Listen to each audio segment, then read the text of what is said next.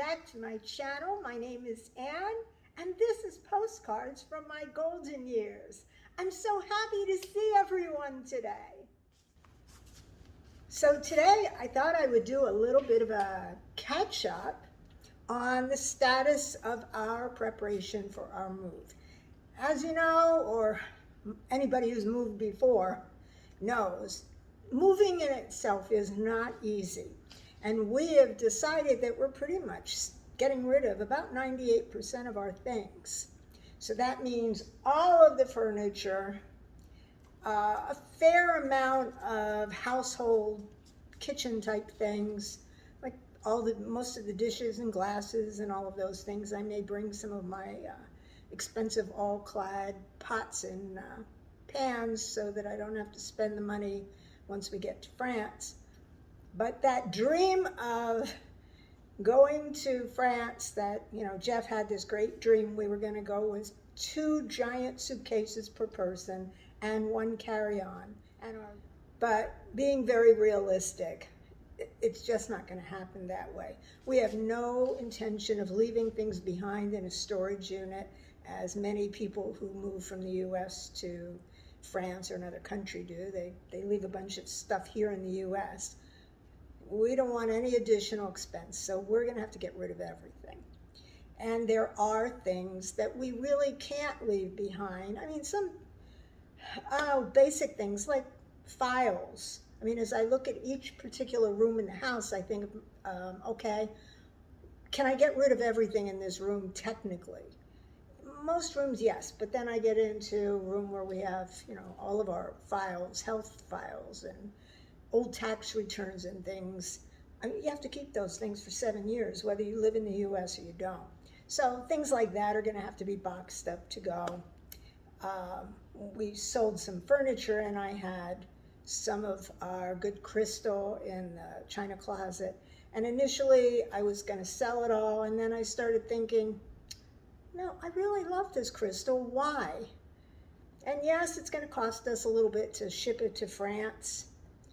But I would rather bring things that I like or I enjoy than just to be able to say that we moved with, 2 giant suitcases apiece and nothing else. I don't need those bragging rights.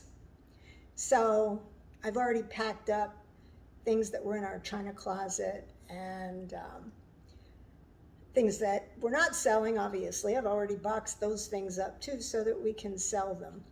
Also looking around the house, I realized that I have some pieces of art that I bought over the years at galleries. I don't want to sell them. Some of them I'm attempting to sell, but if I can't sell them, they're going to come with us because I'm not going to just donate something just so I don't have to bring it with me. I would rather, if it's something that I spent a fair amount of money on, that I enjoy, that has been with me from home to home to home, I'd just as soon make a box of, small framed pieces of art. So realistically, as we get into the packing process, I realize that we're going to be taking some boxes. I'm trying to keep it down to a minimum. I'm doing research to find alternate ways of shipping things rather than just going to the main big shipping companies that most people talk about when they move their things to Europe. Unfortunately, we don't have to move any cars. And we've started literally selling furniture all over the house. So let me show you. Our house is slowly turning into a furniture store. We sold our dining room set and our china closets. Dining room set was first to go. We sold that months ago, I think early in the year, and the china closets we sold maybe 2 months ago, 3 months ago. So now we've moved guest room furniture up into the dining room to make it easier because we're using our guest room when it's not in use as we're using the guest room when it's not in use as a staging area for bags and boxes and things that we're gathering to sell. So here we are, just counting the days, and I look around every day to see if there is yet something else that I can sell. I've got the last of the mermaid things, and these are a couple of boxes that are listed for sale. And I'm selling these things on Craigslist. I'm selling them on Facebook Marketplace. Also, if you're here in Southwest Florida, I'm selling them on a website called Nextdoor. Some things are going to be listed on Poshmark. A few are on eBay. Still have this lovely Mermaid Banner if anybody's interested. It was painted by Biljana Kroll. It's a print of her original painting, and you can use that as a tablecloth, a wall hanging. She even says you can use it on the beach to sit on. So we've attached the wood pieces at the top just for hanging, but they can be removed so that you can use it. I've been trying to sell that for months. Nobody seems to want it, but there you have it. Any mermaid lovers out there?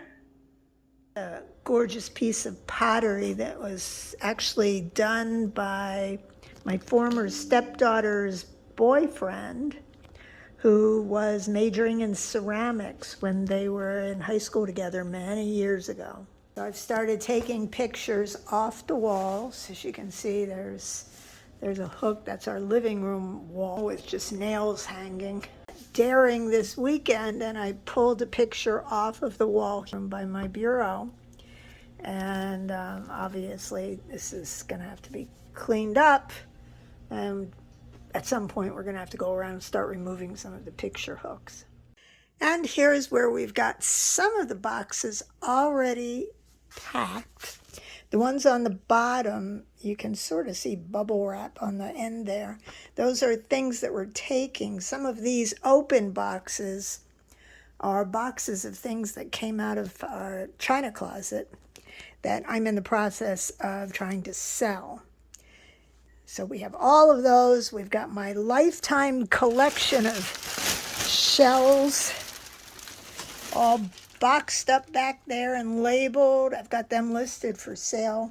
If I don't sell them, I'll probably end up donating them to somebody who does wonderful things with shells, projects to donate to different organizations.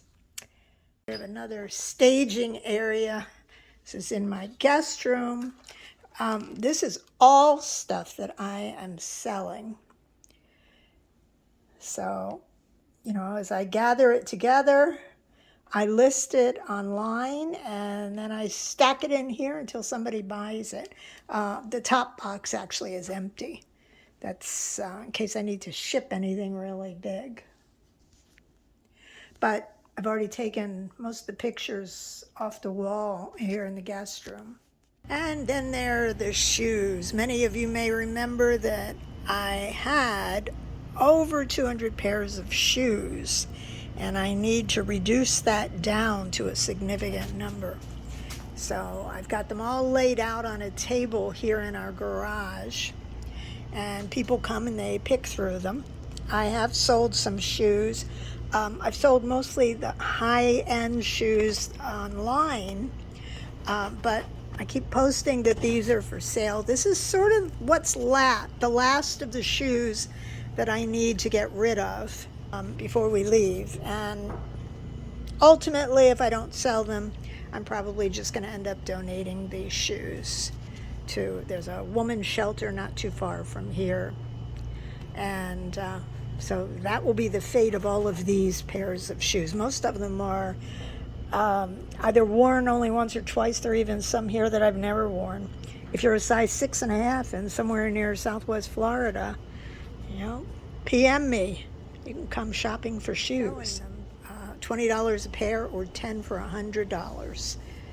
So we'll see how that goes. I just started that price campaign here on the shoes.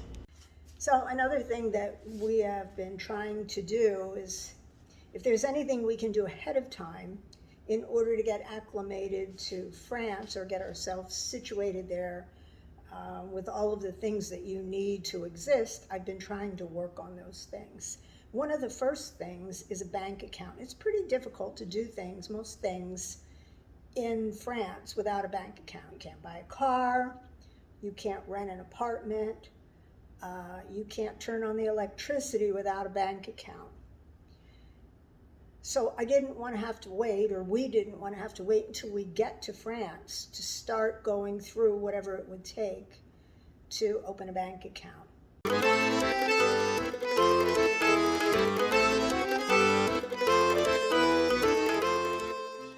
So we have a friend who is aware, he and his wife are aware of the fact that we're moving, and he just happened to mention to me that there is a bank that has a branch in Miami, Florida, which, you know, is hours away from us on the other coast of Florida. But he said that they have branches in France. It's a French bank.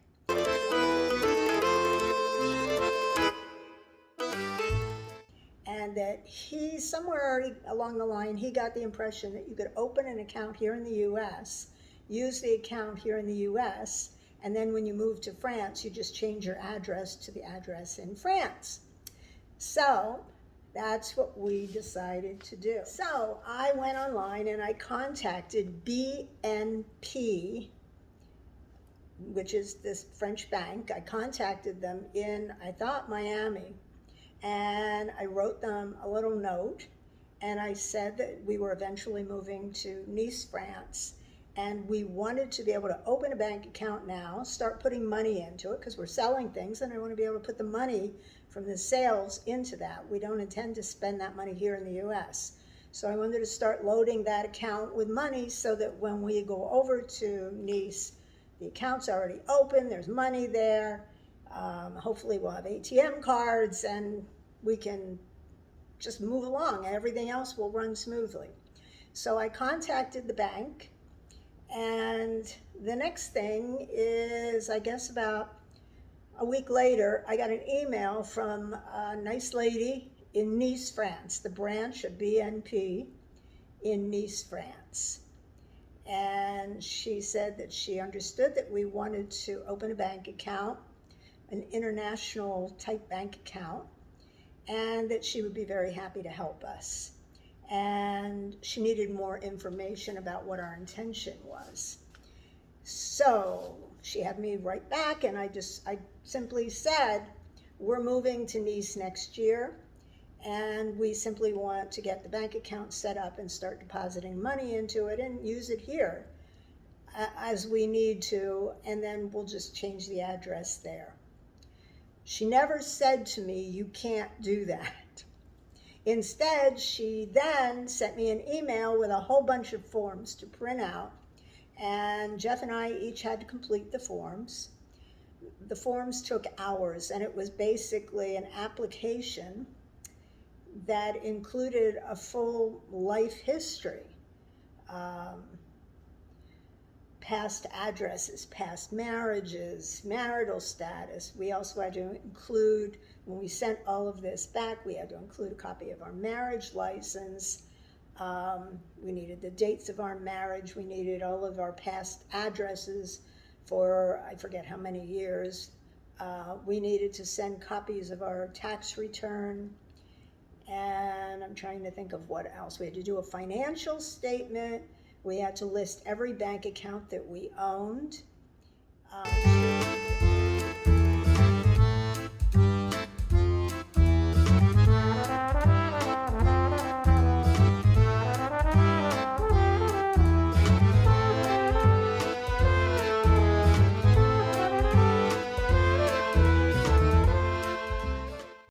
I don't recall that she asked for statements from all of the bank accounts, but we don't have that many.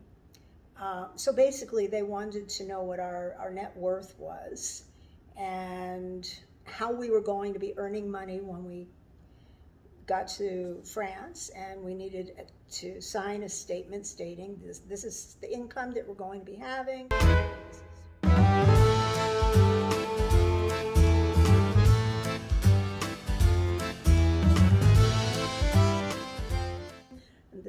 what it's going to be derived from. And we needed copies of our passports. I'm pretty sure that was it. So we did all of this, and it took her a few days to get back to me, and she said that she had everything she needed and she would review it. And then about a month went by and I didn't hear from her. So I started trying to follow up with her, and I guess it took about 3 weeks before she finally responded to me.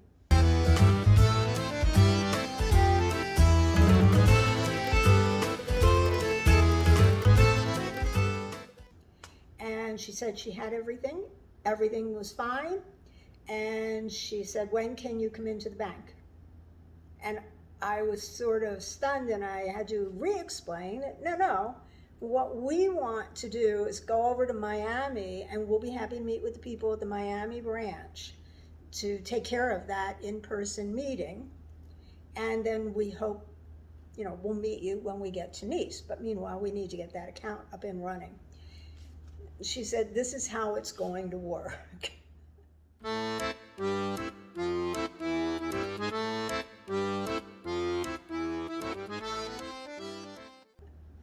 So she had known that we were going over there in November to start looking around for a place to live. And she said, how about the day after you arrive in Nice, you come and meet with me, and that will finish everything off. She said, we just need to meet in person. I will sign off on the paperwork, send it to the back office. They will get the account started, and they will send you all of the paperwork. And I said to her, but I'm not going to have a French address. And she said, no, they'll send it to your address in the US, so that when you get back to your home in the US, all of the paperwork will be there, showing that you have a bank account. And then from that point forward, you can start wiring money from your personal bank in the United States. You can start sending money into this account. It will be there. Everything will be fine. So it's going to take a while, but it appears that within a few days to a week of our meeting with her in Nice in November, we will have that bank account. And in order to get a document to show landlords, you have to have a bank account. So I don't think she is going to be able to issue, I think it's called an RIB. I don't think she's going to be able to issue that RIB when we're there, because all she can do is sign off, send it to the back office, who will then process the new account.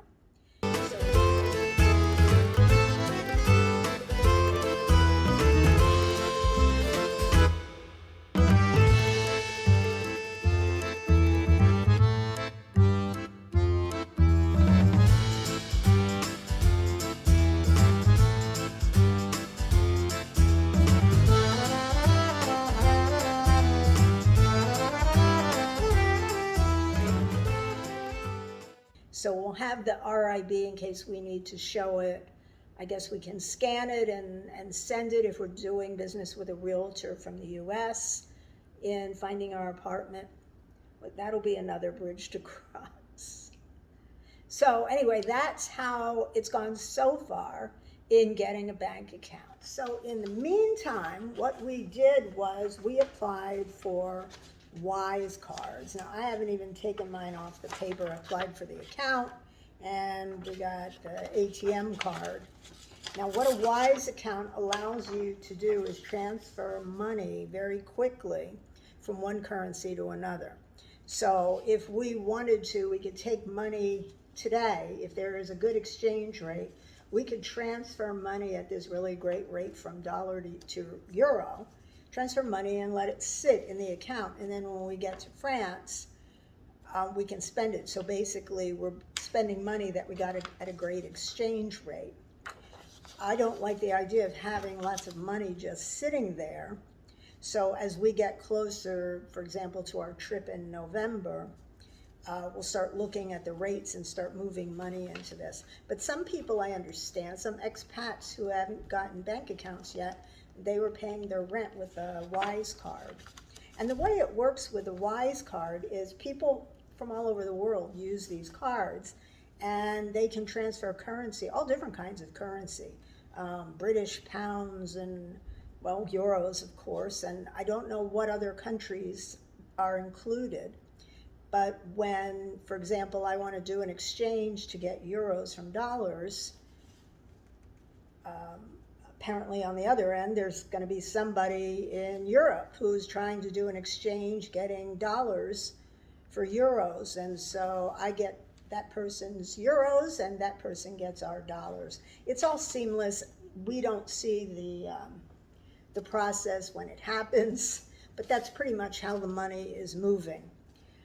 I have to do more checking on our liability as far as the money being insured. I don't believe it's insured by the FDIC here in the United States.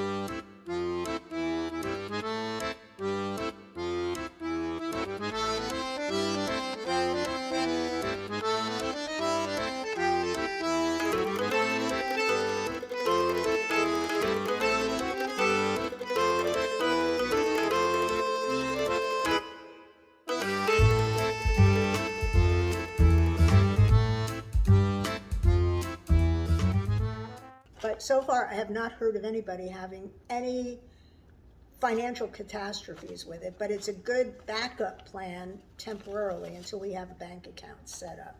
So that's where we are on that. So I've also started looking into finding an apartment rental. Now we're hoping to go in November and look around for a place to rent, and even if necessary, put money down on the apartment and start paying rent, renting it from, say, December 1st on, even though we may not be there. We were thinking of doing this because we wanted to start shipping our things to France as we pack them up.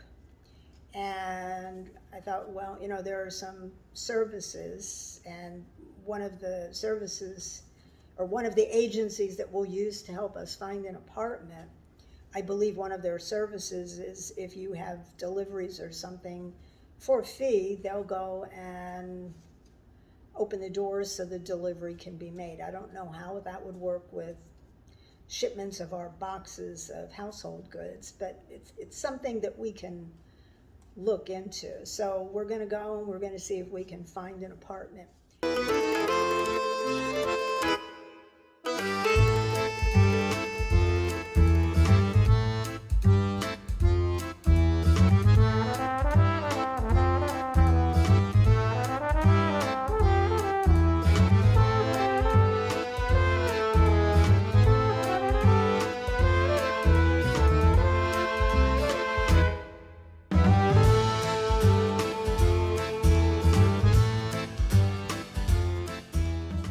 And in my next video, I'm going to be talking about how to rent apartments, how to read the coding and ads, where to look for apartments.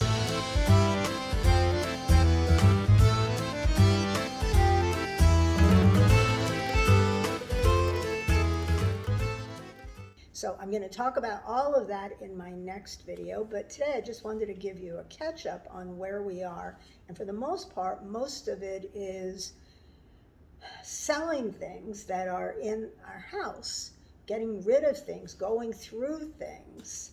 I feel like I'm starting to live in a warehouse, as you could see, because there's furniture that doesn't belong in various rooms, and where we eat dinner on the nights that we cook at home, well, that changes according to the night, depending on what furniture is sitting in the dining room at that time. So our plan at the moment is to be on a plane during the first week of April with our little dog and start our new life in Nice. We may even go to Paris for a month, not during the Olympics. For sure. The Olympics is in July, so we'll see how that goes. But tentatively, our moving date is around the first week of April. That's what we're shooting for. But there is so much to do. Absolutely. So we also bought Bella a new carrier. And this one, I call this a carrier with a lanai. It's like a little screened-in porch. That part actually closes back. And we're trying to get Bella very acclimated to this, to think of it as a fun place to go. So we keep it in the living room. And she goes in there periodically to get her Cheerios out of the bowl. And she gets a little handful that stay in here. She thinks of this as a very good place to hang out. And when Jeff gives her treats, she gets a treat every time she comes in from going to the bathroom.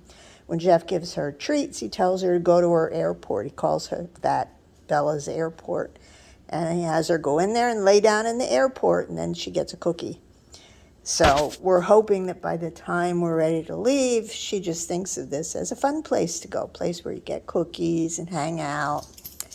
It actually came with a piece that you can sit on wheels so that we can attach it to the wheels and wheel it all around the airport. I like this one because it not only has that screened-in section, but this part is also screened. And Bella, do you want to get into your little airport? Here, let's go in the airport. Let's go in the airport. Oh, there she is. Did you like your airport, Bella? Yes, that's where Bella is going to hang out when we move to France. So some of you may be wondering how Jeff's doing with his language study. I don't remember if I mentioned on one of my earlier videos, Jeff had signed up for, I believe it was Babbel. And he started out, I guess, supposedly really well. One night over dinner, he told me that he learned about customs, Christmas customs in France. And then that was the last I heard of it. I've been teaching him a word or two. I bought him some flashcards, and occasionally while we're having coffee on a weekend morning, I'll pull out the flashcards and we test each other. I feel very comfortable that I can have a conversation without a problem, and pretty much have done that for years. I'm not so sure about Jeff. He promises me he's going to learn, but you know, those months, they're tick, tick, tick, tick, ticking by. I have joined a kind of a French language group learning to speak better. I'm increasing my vocabulary as well, but there's a wonderful woman on Facebook, Frannie. Hi, Frannie. And she does online classes from the UK, giving us ways to exercise our tongue and speak better French. New rules to follow, the things definitely that I did not learn, you know, many, many, many moons ago when I learned French and studied for 8 years. So I'm learning new ways to pronounce things. I started realizing just taking her class that even though I can speak French when I'm in France, sometimes I sort of get lazy about my pronunciation. And so this class has really done some things to help me speak more distinctly. I'm probably still going to get lazy and speak really fast when I'm over there, especially if I've got to say something in a hurry. But at least it's forcing me to think about the pronunciation of words that I see.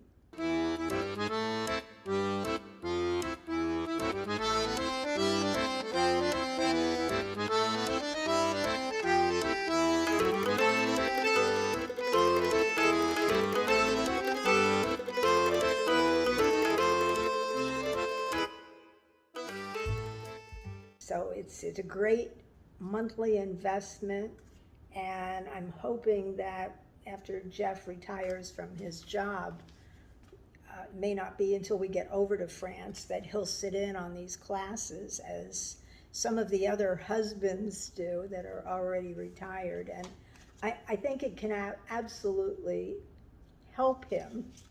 I mean, every one word he learns, or every new phrase he learns is some benefit. And sometimes in class we'll learn some naughty words. And while we're in class, I'll text him and go, okay, here's your new word for the day. So last week it wasn't a naughty word. It was something like des idiots, meaning the idiots, those idiots. So I texted him, here's your new phrase for the week. So he's doing well with trying to remember. I mean, I'll say to him, okay, here's the phrase, and then at dinner time that night when he gets home, I'll say, okay, what new phrase did you learn today? And he already will have forgotten it. So anyway, he still knows how to order a chocolate croissant in French. It's sort of wasted on the French bakery that he goes to on Sunday morning, because I don't think that they all speak French, or maybe they just don't understand what he's saying. But he's tested it out with them, and they sort of just look through him like a deer caught in headlights, so he has to revert to English. So I can't blame him for trying. I think it's cute. So, we have a lot of things planned for our move, and sharing it with you. As we get closer, things will get more intense as I start actually making application for a long stay visa, and show you all of the kinds of documents we have to put together, take you with us to our appointment when we make our appointment to go and get our visa hopefully approved in Miami. And as I said, in my next video, I'm going to go through the process of finding a rental for seniors. Because primarily I'm talking to people who are going to retire to France. And I'm sure there are a lot of you who are much younger, and maybe you just want to go over there and work and live and support yourself and have a wonderful, happy life, or you're a student, and that's wonderful. Primarily, though, I'm going to gear the things that I'm sharing with all of you to people who are retiring or considering retiring to France. So, and if you have questions or things that you'd like me to talk about, please leave a comment below. I read all of my comments. I respond to all of them except the mean ones. But if you've got questions or things you want us to talk about, me, since I'm pretty much doing this and Jeff's just coming along with me, definitely leave a comment below. So thank you for coming for my little catch-up today and saying hello to Bella and I. Yes. I look forward to talking to you again in the next video. If you're not a subscriber, be sure to subscribe, especially if you're somebody who's thinking about retiring to France. I mean, lately I've been doing a lot of reviews here in Florida because that's where I am. And I'm not doing something about the preparation for our move to France every single day, but I don't want to just not put a video up. So I'm posting videos of restaurants that we go to and other things we may do. But it's going to get to a point, I would say not long from now, probably late fall towards the holidays, where it's going to become very intense as far as our preparation goes. And I'll be doing videos, and you won't want to miss those, so that you too can figure out how you're going to get yourself moved over to France, what steps you're going to need to take. So again, if you're not a subscriber, click below, right below this video, and there's a little bell next to the subscribe icon. If you click that little bell, you will get notifications every time I upload a new video. And if you click there are like multiple bells. If you click the top one, you'll get all the notifications of all of my new videos. So you want to do that so you don't miss anything.